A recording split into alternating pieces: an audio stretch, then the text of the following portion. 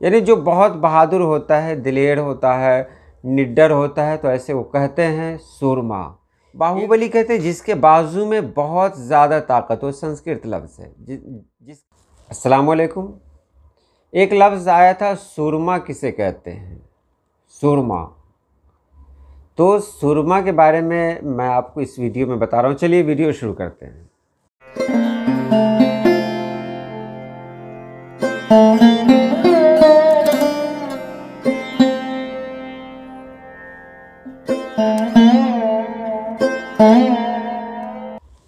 सुरमा का मानी तो हम सभी लोग जानते हैं, कहते हैं वो इंसान बहुत बड़ा सुरमा है। तुम अपने आप को सुरमा समझते हो? तो सुरमा का मानी जो लुगत में हम देखते हैं तो वहाँ मानी आता है बहादुर, दिलेर, मर्द मैदान, नामी।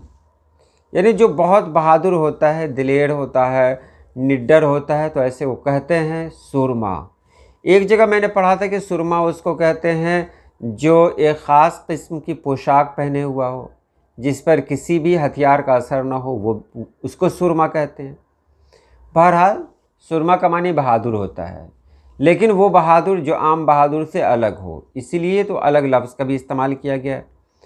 सुरमा के बारे में जब हम जानते हैं कि ये लफ्ज़ आया कहाँ से, तो पता चलता है कि ये लफ्ज़ भी संस्कृत से आया है और संस्कृत में इस्तेमाल हुआ है शूरमानी, शूरमानी। और एक जगह इस्तेमाल हुआ है शौर्य, शौर्य बहादुरी को कहते हैं। तो शूरमानी से ये लफ्ज़ बना है शूरमानी।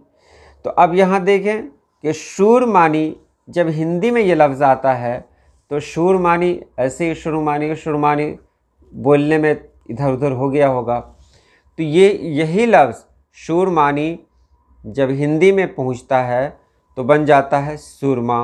और इसी सुरमा को सारे लोग इस्तेमाल करते हैं, चाहे वो उर्दू के हों चाहे किसी ज़बान के हों। तो वहाँ इसका मानी क्या होता है? बहादुर इंसान, एक ऐसा इंसान जो किसी से नहीं डरता हो, एक ऐसा इंसान जो मतलब बहुत निडर हो। तो ये सुरमा का हुआ। एक और लफ्ज़ आता है बाहुबली। इसमें मैं जोड़ दे रहा हूँ क्योंकि आपने सवाल पूछा था, तो इसको भी जान लें। बाहुबली, बाहु कहते हैं बाजू को, बाजू को बाहु कहते हैं, और बली यानी ताकत। बाहुबली कहते हैं जिसके बाजू में बहुत ज़्यादा ताकत हो, संस्कृत लफ्ज़ है। जिसके बाजू में बहुत ज़्यादा ताकत हो। अब इसे आमतौर पे क्या कहा जाएगा? वो इंसान जो बहुत ज़्यादा ताकतवर होता है उसे कहते हैं बाहुबली। तो बाहुबली एक ताकतवर इंसान को कहा जाता है। और हाँ, ये एक इस्तिआरा भी है जो बादशाहों के लिए इस्तेमाल होता है।